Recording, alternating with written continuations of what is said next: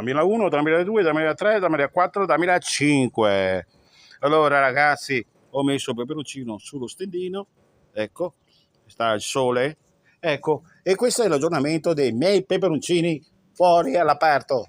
Allora, stanno nascendo di nuovi, guardate, piccolino lì, e ce ne sono altri, guardate, guardate.